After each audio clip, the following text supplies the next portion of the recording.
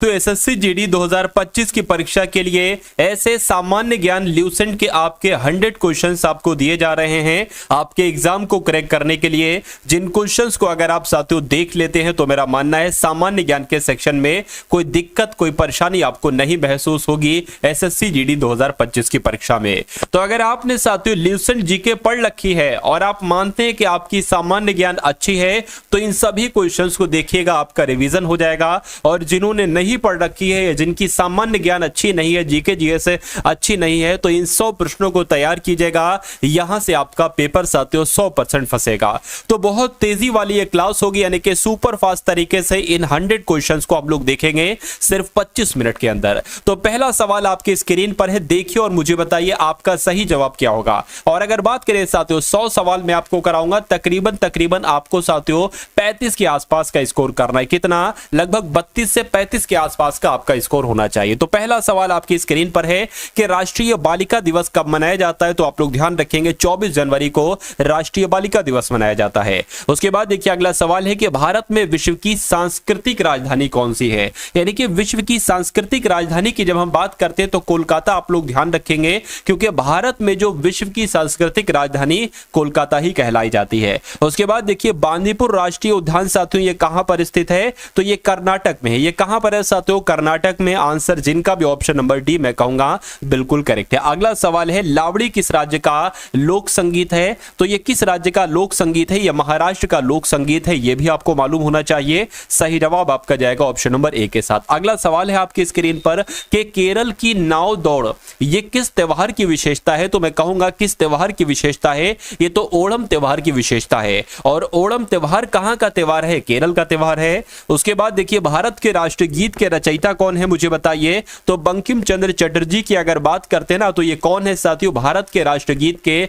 रचयिता हैं। ये बात आप लोग ध्यान रखेंगे। अगला सवाल है कि भारतीय कृषि अनुसंधान संस्थान ये कहां पर स्थित है। तो ये तो नई दिल्ली में स्थित है। जिनका भी आंसर, जो लोग भी सोच रहे थे कि ऑप्शन नंबर बी आंसर होगा, उन सभी से मैं कहता हूं कि आपका आंसर बिल्कुल करेक्ट है। अगला सवाल है आपके स्क्रीन पर कि अंतरराष्ट्रीय योग दिवस साथियों कब मनाया जाता है। तो ये सैकड़ों बार सवाल आपसे पूछा जा चुका है कि अंतरराष्ट्रीय योग दिवस कब मनाया जाता है। तो 21 जून को ही अंतरराष्ट्रीय योग दिवस मनाया जाता है। उसके बाद देखिए भारत में प्रत्येक वर्ष जो संविधान दिवस है ना, ये संविधान दिवस कब मनाया जाता है। तो 26 नवंबर की अगर बात करते हैं, 26 नवंबर को ही कौन सा दिवस मनाया जाता है साथियों? संविधान दिवस मनाया जाता है। सबसे पुराने वेद की बात चल रही है, सबसे पुराना वेद कौन सा है? तो आप लोग का आंसर अगर है ऑप्शन नंबर डी, यानी कि ऋग्वेद सबसे पुराना वेद है। तो बिल्कुल साथियों ऋग्वेद ही सबसे पुराना वेद है। चलिए उसके बाद देखिए धनुर्वेद जो कि यजुर्वेद का एक उपवेद है, इसका संबंध साथियों किससे है मुझे बताइए। तो अगर बात करते हैं इसका संबंध किससे है, आप लोग ध्यान रखेंगे युद्ध के कौशल से इसका संबंध है।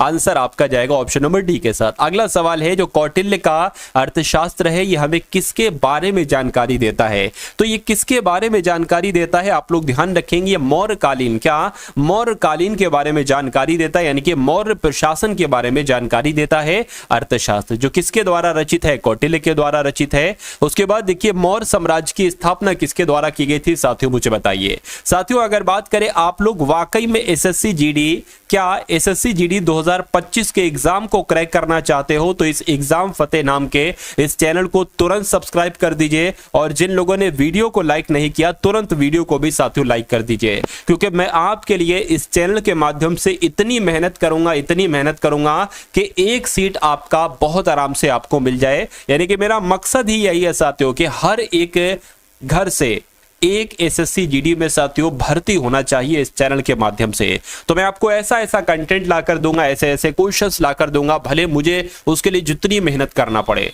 जितना मुझे विश्लेषण करना पड़े प्रीवियस ईयर क्वेश्चन पेपर का, या जो एग्जामिनर जो है ना ये क्वेश्चंस तैयार कर रहे हैं, क्वेश्चन पेपर जो भी हाल फिलहाल में तैयार हो रहे हैं, मैं पूरी अपनी तरफ से मेहनत करूंगा और मैं वो क्वेश्चंस आपको लाकर दूंगा जो आपके एग्जाम में आपको डायरेक्ट देखने को मिलेंगे। तो साथियों चैनल को सब्सक्राइब कर लीजिए, आपके सामने लाल कलर में लिखा होगा सब्सक्राइब, उसको क्लिक कर लीजिए और बेल आइकन जो है ना घंटे जैसा निशान उसको दबाकर ऑल पर क्लिक कर लीजिएगा ताकि आपके पास सारी नोटिफिकेशन साथियों पहुंचती रहे। देखिए मौर्य साम्राज्य की स्थापना किसके द्वारा की गई।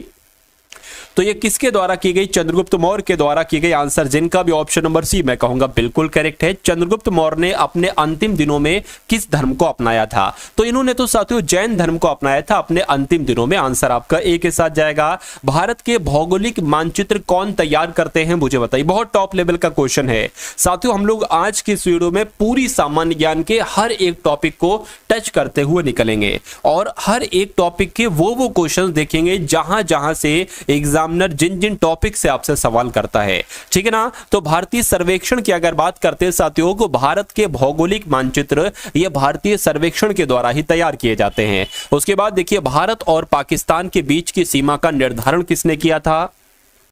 तो किसके द्वारा किया गया था? इनके नाम की अगर बात करते हैं आप लोग ध्यान रखेंगे, सर सिरिल रेडक्लिफ इनका नाम है और सर सिरिल रेडक्लिफ के नाम पर ही साथियों भारत और पाकिस्तान के बीच की सीमा का निर्धारण किया गया था, इन्हीं के द्वारा ही। चलिए उसके बाद देखिए अगला सवाल है कि जो हमारा ब्रह्मांड है ये कितना पुराना? ये सवाल डायरेक्ट आपसे पूछा जाता है, तो आप लोग ध्यान रखेंगे 13.7 बिलियन वर्ष पुराना है हमारा ब्रह्मांड। उसके बाद देखिए अगला सवाल है आपकी स्क्रीन पर, सौर मंडल का दूसरा सबसे बड़ा ग्रह कौन सा है, मुझे बताइए। देखिए सौर मंडल का दूसरा सबसे बड़ा ग्रह कौन सा है? तो शनि ग्रह है, इसलिए जिनका भी आंसर है यहां पर ऑप्शन नंबर ए बिल्कुल करेक्ट है। अगला सवाल है, यूरोप वासी किस ग्रह की पूजा सुंदरता की देवी के रूप में करते हैं? तो अगर सवाल आपके एग्जाम में आ जाए तो शुक्र ग्रह आपको लगा देना है, क्योंकि यूरोप वासी शुक्र ग्रह की पूजा सुंदरता की देवी के रूप में करते हैं। नेक्स्ट नंबर का सवाल है कि साउथ पोल यानी कि दक्षिण पोल पर पहुंचने वाला पहला व्यक्ति कौन था? तो इनका नाम है साथियों रोवाल्ड एमुंडसेन, और रोवाल्ड एमुंडसेन ही साउथ पोल पर पहुंचने वाले पहले व्यक्ति हैं। अगला सवाल है कि मंगल की परिक्रमा कक्षा में जाने वाले प्रथम एशियाई का नाम बताइए। तो इनकी अगर बात करते हैं साथियों, देखिए प्रथम एशियाई देश की अगर बात करें तो सबसे पहले भारत ही गया था, यानी कि मंगल की परिक्रमा कक्षा में जाने वाला जो पहला एशिया का देश है वो अपना भारत ही है। नेक्स्ट नंबर का सवाल है कि ब्राजील में बड़े कॉफी बागानों को क्या कहा जाता है? तो अगर बात करें साथियों ब्राजील में बड़े कॉफी के बागानों को क्या कहा जाता है? तो फेजेंडस कहा जाता है। क्या कहा जाता है? फेजेंडस कहा जाता है। सही जवाब आपका जाएगा ऑप्शन नंबर डी के साथ। इनमें से कौन सा एक बागानी फसल है? क्या चावल एक बागानी फसल है, या अगर बात करें गेहूं एक बागानी फसल है? नहीं साथियों, आप लोग ध्यान रखेंगे चाय जो है ना, चाय ही एक बागानी फसल है। तो ऐसे भी करके आपसे सवाल पूछा जा सकता है। नेक्स्ट नंबर का सवाल है कि विश्व में सबसे अधिक केसर का उत्पादन करने वाला देश कौन सा है? साथियों टारगेट आपको मालूम है ना, मैंने आपको साथियों 100 सवाल में आपको दे रहा हूं, यानी कि आपके एग्जाम को क्रैक करने के लिए 100 सवाल की अगर बात करें सबसे गोल्डन क्वेश्चन है, सबसे सर्वश्रेष्ठ प्रश्न है। तो मैं कहूंगा साथियों तकरीबन 32 से 35 आप क्वेश्चन इसमें से सही करने की कोशिश कीजिएगा, ठीक है ना। बाकी अगर बात करें एसएससी जीडी की, अब एग्जाम फतेह इस यूट्यूब चैनल पर एसएससी जीडी 2025 की कंटिन्यू साथियों तैयारी आपकी चलेगी। तो आप लोग चैनल पर अगर नए हैं तो चैनल को अवश्य आप लोग साथियों सब्सक्राइब करके बेल आइकन पर क्लिक कर लीजिए। चलिए विश्व में सबसे अधिक केसर का उत्पादन करने वाला साथियों देश कौन सा है? तो ईरान। आप लोग ध्यान रखेंगे ईरान आपका बिल्कुल सही जवाब हो जाएगा। नेक्स्ट नंबर का सवाल है कि भारतीय संविधान ने देश की शासन प्रणाली के रूप में किस व्यवस्था को अपनाया है? तो किस व्यवस्था को अपनाया है? मैं कहूंगा संसदीय शासन प्रणाली की व्यवस्था को अपनाया है। सही जवाब आपका जाएगा ऑप्शन नंबर ए के साथ। चलिए साथियों अगर इन सभी प्रश्नों की बात करें ना, तो ये सभी के सभी प्रश्न मैं जो बोल रहा हूं, मैं जो पढ़ रहा हूं, आप जो सुन रहे हो, आप जो देख रहे हो, ये कहीं ना कहीं आपके मनोमस्तिष्क में फीड हो रहा है। भले आपको मालूम पड़ पाए या ना मालूम पड़ पाए, लेकिन आपके मनोमस्तिष्क में ये सारा कुछ कंटेंट साथियों स्टोर हो रहा है और इनका फायदा आपको एग्जाम वाले दिन देखने को मिलेगा। यानी कि जब प्रश्न पत्र आपके सामने खुलेगा, जब पेपर आपके सामने साथियों ओपन होगा, तो आप देखेंगे भाई ये तो हूबहू वही सवाल है, ठीक है ना। तो बस आपको ध्यानपूर्वक क्लास को देखते जाना है, बाकी जिम्मेदारी आप अपने ये बड़े भाई पर छोड़ दीजिए, क्योंकि आपका बड़ा भाई साथियों इस बार आपका सिलेक्शन करवा के रहेगा। क्योंकि आपका जो एग्जाम हुआ था ना साथियों फरवरी 2024 में एग्जाम हुआ था, ये समझ लीजिए साथियों लाखों लोगों ने स्टडी की है, लाखों लोगों ने। अपना एक और भी चैनल है साथियों टारगेट सिलेक्शन सिलेक्शन, वो भी अपना चैनल है साथियों, ठीक है, लगभग 2.5 लाख के आसपास उससे हमारे लोग जुड़े हुए हैं एसएससी जीडी वाले।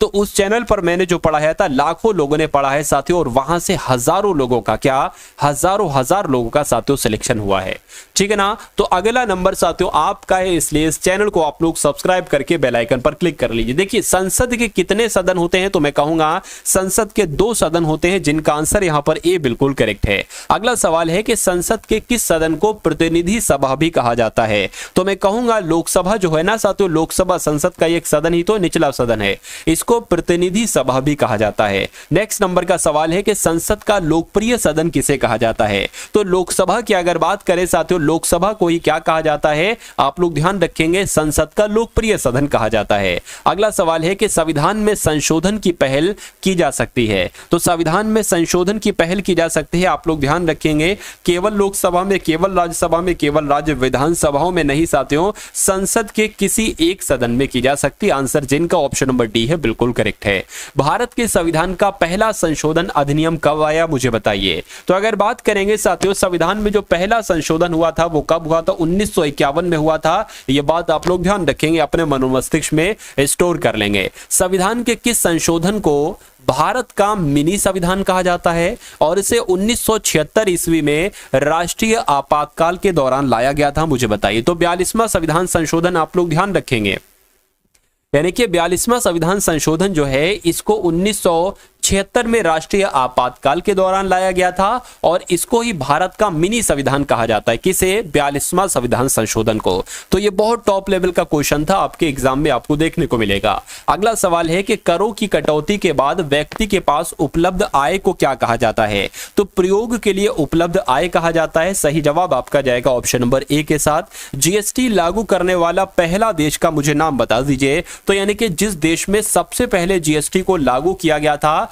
उस देश का नाम क्या है साथियों, फ्रांस है, यानी कि फ्रांस में ही जीएसटी लागू सबसे पहले की गई थी। जीएसटी परिषद की अध्यक्षता कौन करते हैं, मुझे बताइए। तो जो केंद्रीय वित्त मंत्री होते हैं, फाइनेंशियल मिनिस्टर होते हैं, वही जीएसटी परिषद की अध्यक्षता करते हैं, ये बात आपको मालूम होना चाहिए। अगला सवाल है, अगर आपके एग्जाम में ये डायरेक्ट आपको क्वेश्चन देखने को मिल जाए, क्या आपसे पूछ ले एग्जामिनर, अगर आपसे पूछ ले कि जो चेलैया समिति है इसका संबंध किससे है, मुझे बताइए। तो चेलैया समिति का संबंध जो है ना साथियों, वो जो प्रत्यक्ष कर होते हैं और जो अप्रत्यक्ष कर होते हैं, इसमें सुधार से इसका संबंध होता है चेलैया समिति का। अगला सवाल है कि राष्ट्रीय रासायनिक प्रयोगशाला ये कहां पर है, मुझे बताइए। तो राष्ट्रीय रासायनिक प्रयोगशाला पुणे में है साथियों। कहां पर है राष्ट्रीय रासायनिक प्रयोगशाला, पुणे में है। अगला सवाल है कि न्यूट्रॉन की खोज साथियों किसने की थी, बताइए। तो न्यूट्रॉन की खोज की अगर बात करते हैं साथियों, तो ये तो चैडविक के द्वारा की गई थी। किसके द्वारा की गई थी न्यूट्रॉन की खोज, चैडविक के द्वारा की गई थी। अगला सवाल है कि एटम बम का आविष्कार किसने किया था, बताइए। तो इनके नाम की अगर बात करते हैं साथियों, रॉबर्ट जे ओपेनहीमर इनका नाम है, और इन्होंने ही एटम बम का आविष्कार किया था। अगला सवाल है कि कंप्यूटर प्रोग्राम में एक जो एरर होती है, देखिए एरर की अगर बात करें, आपको पता होगा गलती हम लोग कह सकते हैं, लेकिन कंप्यूटर की भाषा में उसको क्या कहा जाता है, उसको बग कहा जाता है। तो मैं कहूंगा कि कंप्यूटर प्रोग्राम में एरर जो होती है उसको बग कहा जाता है। राइट आंसर आपको ऑप्शन नंबर सी के साथ जाएगा। एमएस वर्ड यानी कि माइक्रोसॉफ्ट वर्ड का उदाहरण है, इनमें से कौन सा एक माइक्रोसॉफ्ट वर्ड का उदाहरण है, तो एप्लीकेशन सॉफ्टवेयर की अगर बात करते हैं साथियों, यही तो एमएस वर्ड है, एक तरीके से इसका उदाहरण है। प्रोग्रामिंग सी यानी कि सी लैंग्वेज भाषा को किसने डेवलप किया, ये क्वेश्चन बार बार आपसे रिपीट होता है। तो डेनिस रिची की जब हम बात करते हैं, डेनिस रिची साथियों, ये सी लैंग्वेज यानी कि सी प्रोग्रामिंग भाषा को डेवलप करने वाले व्यक्ति डेनिस रिची ही हैं। उच्च न्यायपालिका की पहली मुस्लिम महिला न्यायमूर्ति कौन थी, इनका नाम की अगर बात करते हैं साथियों, आप लोग ध्यान रखेंगे, न्यायमूर्ति एम फातिमा बीबी जी, ये उच्च न्यायपालिका की पहली मुस्लिम महिला न्यायमूर्ति थी, बात आपको मालूम होना चाहिए। भारतीय संविधान के अनुसार उच्च न्यायालय के न्यायाधीशों का स्थानांतरण करने का अधिकार किसके पास होता है, यानी कि जो उच्च न्यायालय के साथियों न्यायाधीश होते हैं, अगर इनका स्थानांतरण करना हो तो ये अधिकार तो साथियों भारत के राष्ट्रपति के पास होता है। राइट आंसर आपका सी के साथ जाएगा। दिल्ली उच्च न्यायालय की पहली महिला न्यायाधीश कौन थी, बताइए। तो अगर दिल्ली हाईकोर्ट की जब हम बात करते हैं तो लीला सेठ के बारे में आपको मालूम होना चाहिए, क्योंकि दिल्ली हाईकोर्ट की जो पहली महिला न्यायाधीश बनी थी वो लीला सेठ जी ही बनी थी। उसके बाद देखिए, संविधान के किस अनुच्छेद के अंतर्गत लोकसभा के बारे में उल्लेख किया गया है, यानी कि अगर अनुच्छेद 81 की हम बात करते हैं तो अनुच्छेद 81 में साथियों लोकसभा के बारे में वर्णन किया गया है। भारत में एकल नागरिकता का सिद्धांत कहां से लिया गया? तो अगर आपके एग्जाम में साथियों ये सवाल आता है, आप लोग ध्यान रखेंगे इंग्लैंड के संविधान से लिया गया। यानी कि जो एकल नागरिकता है इसका सिद्धांत साथियों कहां के संविधान से लिया गया है? तो इंग्लैंड के संविधान से लिया गया है। किस देश में दोहरी नागरिकता का सिद्धांत तो स्वीकार किया गया है? तो किस देश की बात चल रही है साथियों? अमेरिका की बात चल रही है। यानी कि अमेरिका देश में दोहरी नागरिकता का सिद्धांत को स्वीकार किया गया है। उसके बाद देखिए दोहरी नागरिकता की विशेषता क्या है? तो दोहरी नागरिकता की साथियों विशेषता क्या है कि वहां पर संघीय सरकार होगी या वहां पर राज्य सरकार होगी या स्थानीय सरकार होगी? तो वहां पर संघीय सरकार होगी। ये आपका बिल्कुल सही जवाब हो जाएगा। भारतीय नागरिकता किस प्रकार प्राप्त की जा सकती है? देखिए अब यहां पर सवाल पूछा जा रहा है किस प्रकार नहीं की जा सकती है। तो हम बात करें वंशानुगम के द्वारा की जा सकती है, बिल्कुल। पंजीकरण के द्वारा भी की जा सकती है और राज्य क्षेत्र का सम्मिलित होने के आधार पर भी की जाती है। लेकिन भारतीय बैंक में धन जमा करके ऐसा नहीं होता है साथियों। तो ये नहीं है कि ऐसा नहीं कि भारत के बैंक में धन जमा कर दो और वहां की नागरिकता मिल जाए, ऐसा नहीं है साथियों। तो मैं कहूंगा किसके द्वारा नहीं की जा सकती? ऑप्शन नंबर डी के द्वारा नहीं की जा सकती है। उसके बाद देखिए भारत में नागरिकता की निम्नलिखित विशेषताओं में से कौन सी सही है? यानी कि आपसे पूछा जा रहा है कुल मिला के नागरिकता की निम्नलिखित विशेषताओं में से कौन सी सही है? यानी कि राज्य तथा राष्ट्र की दोहरी नागरिकता है तो दोहरी नागरिकता नहीं है, राज्य की एकल नागरिकता नहीं, संपूर्ण भारत की एकल नागरिकता है, ये आपका होना चाहिए और ये आपका बिल्कुल सही जवाब हो जाएगा। उसके बाद देखिए पृथ्वी का 72वां चट्टानी हिस्सा कौन सा है? तो जो पृथ्वी का 72वां चट्टानी हिस्सा है इसको स्थल मंडल कहा जाता है। क्या कहा जाता है साथियों? स्थल मंडल कहा जाता है। उसके बाद देखिए नेक्स्ट नंबर का सवाल है कि पृथ्वी को सूर्य के पराबैंगनी विकिरण से कौन सुरक्षित रखता है? मुझे बताइए साथियों। अगर बात करते हैं आपका जो एसएससी जीडी का एग्जाम है, क्या एसएससी जीडी 2025 के एग्जाम की अगर बात करते हैं तो इसमें आपके 4 विषय आपसे पूछे जाएंगे। देखिए मैं आपके लिए ऐसी भी वीडियोस लाता हूं जिसमें हिंदी के 20 सवाल होते हैं, जिसमें जीएस प्लस करंट अफेयर के 20 सवाल होते हैं, जिसमें रीजनिंग के और जिसमें मैथ के साथियों 20-20 सवाल होते हैं। यानी कि टोटल 80 क्वेश्चंस का मैं आपके लिए पूरा पेपर लेकर आता हूं, पूरे पेपर का हल लेकर आता हूं। और मेरा एक ही टारगेट है, मेरा टारगेट है कि जब आप यहां से तैयारी करके जाओ अपने रियल एग्जाम में आप दो, तो हिंदी के जो आपके 20 सवाल आए 20 में से आप 20 को स्कोर करें। जीएस में भी आप साथियों कितने, जीएस में मैं कहूंगा साथियों 14 से 15 अगर आपका स्कोर हो जाता है तो बहुत अच्छी बात है। और इतनी मैं आपको तैयारी करवा दूंगा कि 13 से 14 प्रश्न आपके बिल्कुल सही हो जाए जीएस के सेक्शन में। लेकिन मैं बिल्कुल ये मंजूर नहीं करूंगा कि रीजनिंग में आपके 20 में से 19 हो, नहीं साथियों 20 में से आपके 20 होना चाहिए, मैथ में भी आपके 20 में से 20 सही होना चाहिए। यानी कि इन 3 विषयों में से आपके 60 में से 60 सही होगा। मैं 60 भी नहीं मानता साथियों, मैं मानता हूं कि 19 आपने सही किए, यानी कि आपने 57 क्वेश्चन सही किए और आपने इधर 13 क्वेश्चन सही कर लिए, तो ये आपका साथियों 70 क्वेश्चन बनेगा। यानी कि 70 क्वेश्चन आप कर दोगे 80 में से। अगर आप ऐसा कर देते हो तो मेरा मानना है कि कोई दुनिया की ताकत आपको नहीं रोक सकती एसएससी जीडी में साथियों सिलेक्शन से। तो ये जो मेरी रणनीति है, अगर इस रणनीति को आप साथियों फॉलो करते हैं, जो मैं आपको पढ़ाता हूं उसको आप अच्छे तरीके से पढ़ते हैं साथियों, उन सभी चीजों को तैयार करते हैं, तो मेरा मानना है कि इतना स्कोर लाना आपके लिए बहुत आसान हो जाएगा और आपका सिलेक्शन साथियों सुनिश्चित हो जाएगा। तो डेली आपकी क्लास चलेगी एग्जाम फतेह पर भी, और टारगेट सिलेक्शन अपना चैनल है, इस वीडियो को देखने के बाद उसको भी एक बार वॉच कीजिएगा, वहां पर भी आपकी तैयारी चल रही है। तो ये दोनों चैनल को सब्सक्राइब करके बेल आइकन पर क्लिक कर लीजिएगा। मेरा मानना है कि सिलेक्शन आपका बहुत आराम से करवा दूंगा।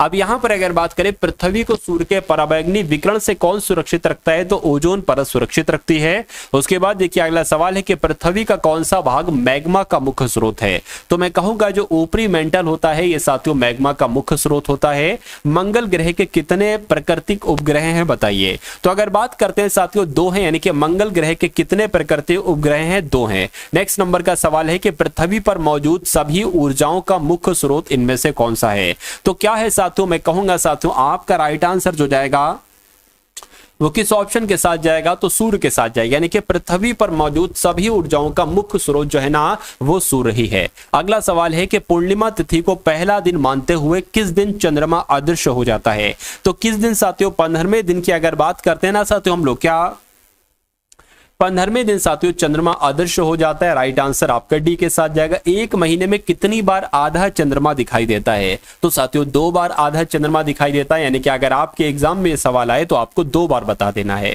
किस जनजाति में रसोई घर जिसे ताल बंगला कहते हैं यह पाया जाता है? तो किस जनजाति की बात चल रही है साथियों? भुंजिया जनजाति की बात चल रही है, यानी कि भुंजिया जनजाति में रसोई घर को क्या कहा जाता है? ताल बंगला कहा जाता है।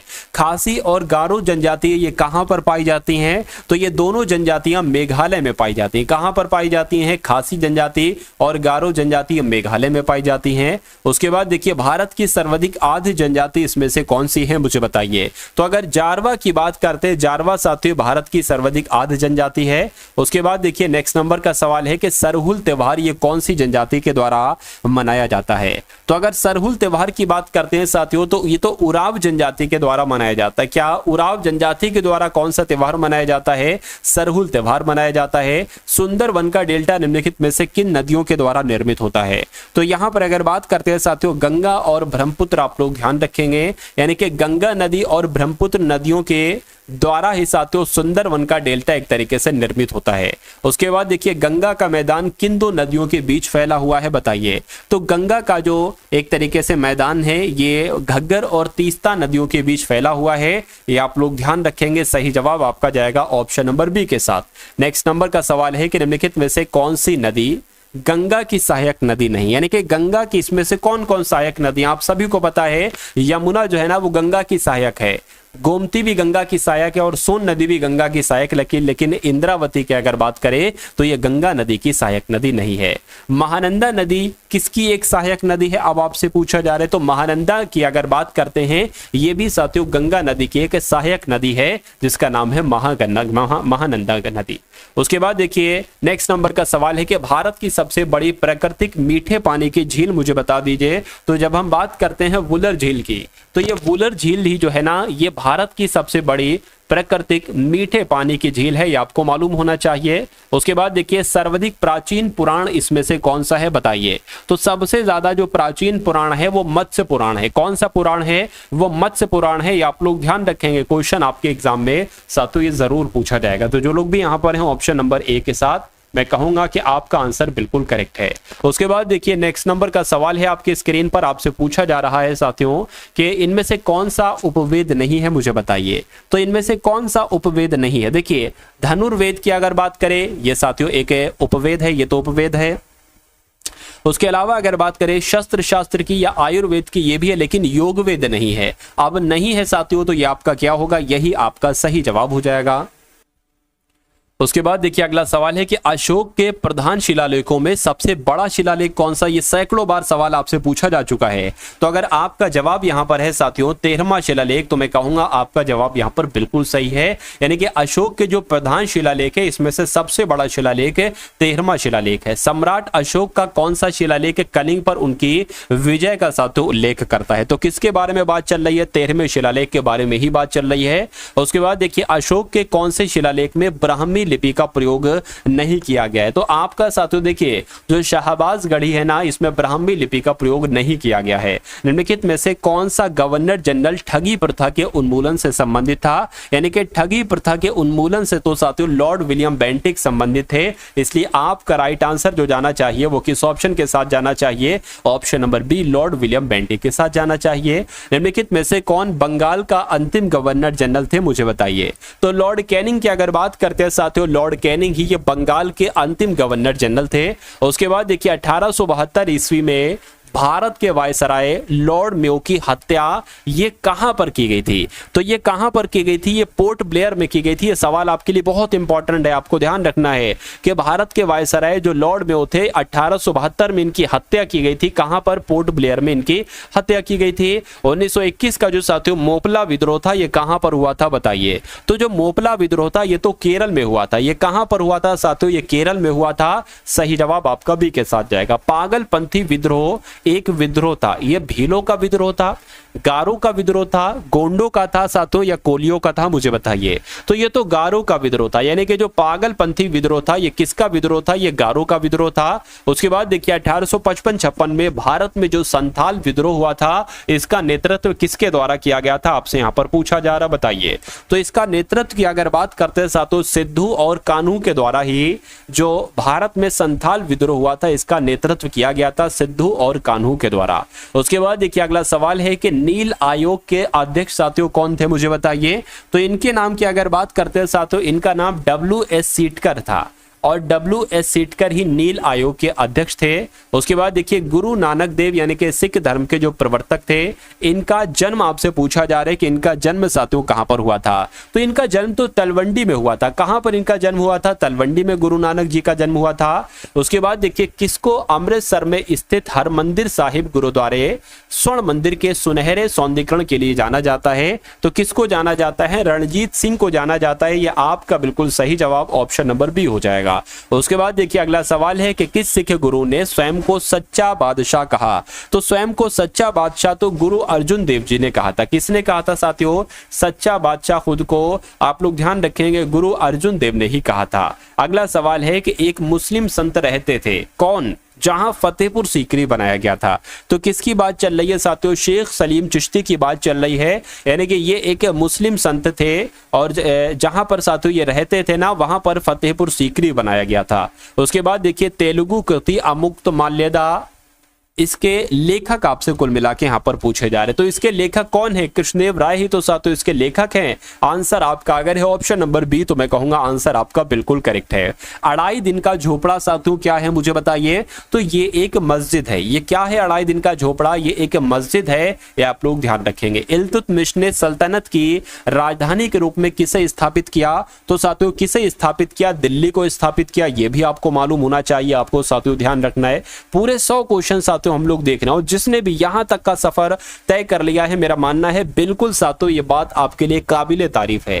यानी कि 100 क्वेश्चंस को कराना 25 मिनट में साथियों, और एक तरीके से अगर बात करें आपके लिए 25 मिनट में उनको तैयार करना एक थोड़ा सा बड़ा चैलेंज हो जाता है। लेकिन मेरा मानना है कि अगर आपका दृढ़ निश्चय इसमें शामिल है, आपकी एक इसमें जिद शामिल है कि मुझे तो भैया सिलेक्शन लेना है, साम दाम दंडवा भेद, मुझे इस बार कुछ भी करना पड़े, जी तोड़ मेहनत करना पड़े, कुछ भी करना पड़े, मैं करूंगा, सही तरीके से मैं अपना एक सिलेक्शन लूंगा, मेहनत के साथ मैं अपना एक सिलेक्शन लूंगा। अगर आपने ये बात ठान ली है तो आप मेरा हाथ पकड़ लीजिए, यानी कि टारगेट सिलेक्शन को साथियों जकड़ लीजिए, पकड़ लीजिए। ये अगर बात करते ये चैनल साथियों आपको पकड़ के आपके सिलेक्शन तक पहुंचाएगा, यानी कि आपकी मंजिल तक आपको पहुंचा देगा। इतना मैं आपको पढ़ा दूंगा, इतना मैं आपको हर एक विषय में एक्सपर्ट बना दूंगा। और ये तो क्लास साथियों सिंगल विषय की, यानी कि सिर्फ सामान्य ज्ञान इसमें देख रहे हैं। मैं ऐसी भी क्लासेस लेकर आता हूं जिसमें 80-80 प्रश्नों का पूरा मॉडल पेपर होता है, और वो एक्सपेक्टेड मॉडल पेपर होता है, जहां से आपके बहुत सारे क्वेश्चंस आपको देखने को मिलते हैं। अगला सवाल देखिए कि दिल्ली के प्रथम प्रभुता संपन्न यानी कि इल्तुतमिश की बात चल रही है, यानी कि जो दिल्ली के एक तरीके से इल्तुतमिश को किस उपनाम से जाना जाता है? तो इनको तो गुलामों का गुलाम कहा जाता है। क्या इल्तुतमिश की अगर बात करें तो इनको गुलामों का गुलाम कहा जाता है। जो दिल्ली में कुतुब मीनार है, तो इसमें कितनी मंजिल है? इसमें कितनी मंजिल है साथियों? इसमें 5 मंजिल हैं, ये भी आप लोग ध्यान रखेंगे। उसके बाद देखिए कि नियमित मुद्रा जारी करने वाला और दिल्ली को अपने साम्राज्य की राजधानी घोषित करने वाला पहला सुल्तान कौन था? तो वो पहला सुल्तान इल्तुतमिश ही था।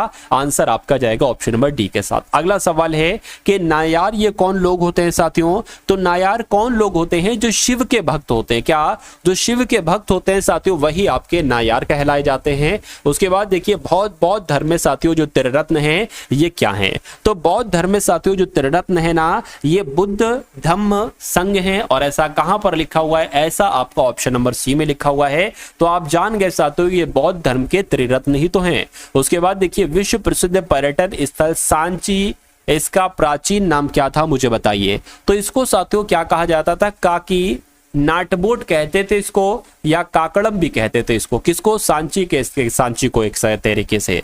उसके बाद देखिए अशोकराम विहार निम्नलिखित में से किस स्थान पर स्थित था, तो ये वैशाली में स्थित था। आंसर आपका जाएगा ऑप्शन नंबर ए के साथ। उसके बाद देखिए नंद वंश के संस्थापक साथियों कौन थे, तो नंद वंश के संस्थापक अगर आपका जवाब महापद्म नंद है तो मैं कहूंगा आंसर आपका बिल्कुल करेक्ट है। 6ठी शताब्दी ईसा पूर्व का मत्स्य महाजनपद स्थित था। तो ये साथियों कहां पर स्थित था, आप लोग भी ध्यान रखेंगे, ये कहां पर स्थित था, राजस्थान में स्थित था। राइट आंसर आपका बी के साथ जाएगा। उसके बाद देखिए निम्नलिखित में से किस एक नदी को पहले वितस्ता के नाम से जाना जाता था, तो पहले वितस्ता के नाम से साथियों किसको जाना जाता था, आप लोग ध्यान रखेंगे झेलम नदी को पहले वितस्ता के नाम से जाना जाता था। उसके बाद देखिए अगला सवाल है आपकी स्क्रीन पर, ये बहुत इंपॉर्टेंट है। अब देखिए अब अगर बात करें ना, अब ये 98, 99 और 100 वाला जो क्वेश्चन है ना, ये आपके इसी क्लास में आपने देखे हैं। आपने अभी कुछ मिनट पहले जिन क्वेश्चंस को देखा है कि आप उनका आंसर बता सकते हो या साथियों नहीं बता सकते हो, मुझे अब ये देखना है। यहां पर अगर बात करें, लिखा हुआ है संविधान के किस संशोधन को भारत का मिनी संविधान कहा जाता है, और इसे 1976 में राष्ट्रीय आपातकाल के दौरान लाया गया था। तो 54वां संविधान संशोधन या 24वां या 25वां या 42वां, तो आपका जवाब अगर 42वां संविधान संशोधन है तो मैं कहूंगा आपका जवाब बिल्कुल सही है। इस सवाल को भी आपने देखा था, करों की कटौती के बाद व्यक्ति के पास उपलब्ध आय को क्या कहा जाता है, प्रयोग के लिए उपलब्ध आय या नकद आय या वेतन या सामान्य आय, तो क्या कहा जाता है, प्रयोग के लिए उपलब्ध आय कहा जाता है। अगला सवाल देखिए, जीएसटी लागू करने वाला पहला देश कौन सा था, यह भी मैं आपको करवा चुका हूं, इसलिए ये सवाल का आंसर आपको साथियों होमवर्क में देता हूं, यानी कि कमेंट सेक्शन में, क्या कमेंट सेक्शन में साथियों आपको एक तरीके से इसका आंसर बताना है कि 100 का ए होगा, 100 का बी होगा, 100 का सी होगा या 100 का डी होगा। तो ये क्लास आपको कैसी लगी एक बार कमेंट सेक्शन में आप लोग जरूर बताइएगा। इस वीडियो को लाइक कीजिएगा, वीडियो को शेयर कीजिएगा, और हमारा एक और भी चैनल है साथियों जिसका नाम है टारगेट सिलेक्शन। हो सकता हो आप उसके रेगुलर स्टूडेंट हो, ठीक है ना, आप उस चैनल से साथियों पढ़ते हो, तो एक बार उसको भी सर्च करेंगे टारगेट सिलेक्शन को, क्योंकि वहां पर आपकी एमटीएस की भी क्लास चल रही है और जीडी की भी साथियों क्लास चल रही है। पूरा मॉडल पेपर साथियों वहां पर आपको करवाया जाता है, पूरे यानी कि मैथ, रीजनिंग, हिंदी, ठीक है ना, मैथ, रीजनिंग, हिंदी, जीके उसमें आपको कराया जाता है। तो कुल मिला के साथियों एक प्यारे से कमेंट के माध्यम से आप लोग बताइएगा कि ये क्लास आपको कैसी लगी। और इंपॉर्टेंट अगर आप पीडीएफ लेना चाहते हैं तो लिंक डिस्क्रिप्शन में साथियों, टेलीग्राम ग्रुप का लिंक डिस्क्रिप्शन में है, उसको साथियों ज्वाइन आप लोग कर लीजिए, आपको पीडीएफ जो है ना वो प्राप्त हो जाएगी। ठीक है, चलिए, और इस वीडियो को अगर अपने 2-4 मित्रों के साथ शेयर आप कर देते हैं तो मुझे बहुत अच्छा लगेगा, ठीक है ना। तो अगली वीडियो बहुत जल्द आएगी, मिलते हैं हम सभी लोग आने वाली वीडियो में। जय हिंद साथियों।